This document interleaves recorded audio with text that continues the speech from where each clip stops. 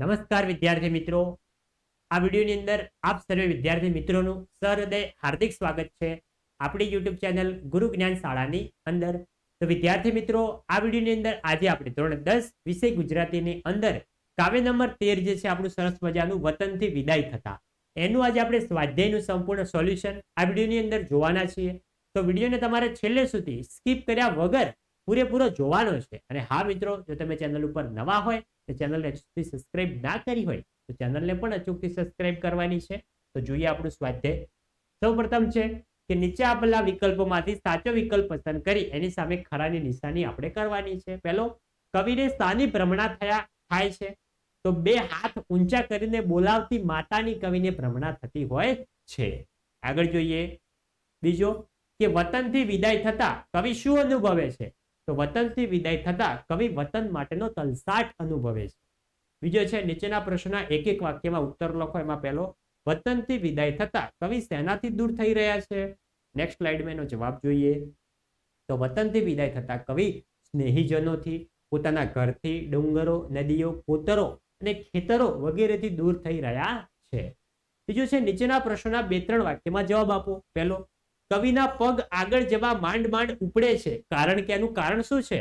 તો કવિના પગ આગળ જતા માંડ માંડ ઉપડે છે કારણ કે પોતાના વતન છોડવાનું હોવાથી અને ઘર બંધ કરીને પોતાના નિશ્ચિત સ્થાને જવાનું છે. વર્ષો સુધી જે વતનમાં રહ્યા તે વતનનું વન, ત્યાંના ડુંગર, નદી, કોતરો, ત્યાંના માણસો, ખેતરો વગેરેની તેમની માયા છોડીને જવાનું લેખકને મન નથી. વતનના પરિવેશ તેઓ ભૂલી શકતા નથી. વતનની યાદો તેમના હૈયામાં વસી ગઈ છે. આના કારણે કવિના પગ વતનથી દૂર જવા માટે માંડ માંડ ઉપડે છે, એટલે કે ઉપડતા નથી. ચોથો છે, નીચેના પ્રશ્નના 7-8 લીટીની અંદર જવાબ આપો. મોટા પ્રશ્નો. પહેલો, વતનથી વિદાય થતા કવિની વેદના તમારા શબ્દોની અંદર લખો. આપણે આપણા શબ્દોની અંદર લખવાની. તો સોનેટની આ છેલ્લી પંક્તિઓમાં કવિએ પોતાના વતનની વિદાય લેતા કાવ્ય નાયકના મનોભાવને રસ તરબોળ તેમજ માર્મિક વળાંક આપ્યો છે. બાળકની મા સાથેની કોઈ સ્મૃતિએ આજે એમના મનને જકડી લીધું હતું. વતનની યાદ તડપતા કવિને વતન છોડવું ગમતું નથી. આગળ, તેમ છતાં મજબૂર થઈ તેઓ છોડે છે. ત્યારે છેલ્લી તરફ પોતાના ગામના દૂરના ખેતરો સુધી નજર દોડાવે છે. ત્યાં બે હાથ ઊંચા કરી બા તેમને જતા અટકાવતી હોય તેવું તેમને નજરે ચડે છે, એવો તેનો આભાસ થાય છે. કવિને એવું લાગે છે કે મારી ભ્રમણા તો નથી ને.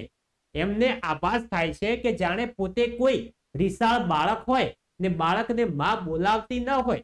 બાળપણની માં સાથેની કોઈ સ્મૃતિએ આજે એમના મનને જકડી લીધું છે. આમ અંતિમ પંક્તિના શબ્દમાં કવિની કરુણાજનક પરિસ્થિતિનું વર્ણન જોવા મળે છે. અને મિત્રો, મોટા પ્રશ્નના જે જવાબ છે એ જો તમને ના આવડે તો એ કાવ્યમાં તમને જે કંઈ પણ યાદ હોય તમારે લખવાનું છે, કારણ કે એમાં લખેલું છે તમારા શબ્દની અંદર જવાબ આપો. પાંચમો છે, નીચેની કાવ્ય પંક્તિ સમજાવો, ભાવાર્થ આપવાનો છે.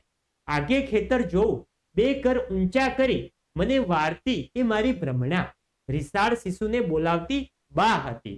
તો જોઈ શકો છો અહીંયા પણ એ પ્રશ્નનો સંપૂર્ણ જવાબ તમને આપેલો છે. તો તમે વિડીયો સ્ટોપ કરીને સંપૂર્ણ પ્રશ્નનો જવાબ એકવાર વિડીયો સ્ટોપ કરીને વાંચી લેવાનો છે, પછી જ લખવાનો છે. તો વિદ્યાર્થી મિત્રો, આ હતું આપણું ધોરણ 10 વિષય ગુજરાતી વિષયની અંદર કાવ્ય નંબર 14 જે છે સરસ મજાનું સોનેટ કાવ્ય વતનથી વિદાય થતા એનું સ્વાધ્યાયનું સોલ્યુશન આપણે આ વિડીયોની અંદર જોયું. તો વિડીયો તમને સારો લાગ્યો હોય વિડીયોને લાઈક કરીને જજો. ચેનલ ઉપર નવા હોય ચેનલને પણ અચૂકથી સબસ્ક્રાઇબ કરીને જજો. મળીશું આવનાર વિડીયો સાથે. ત્યાં સુધી આવજો. જય હિન્દ, જય ભારત.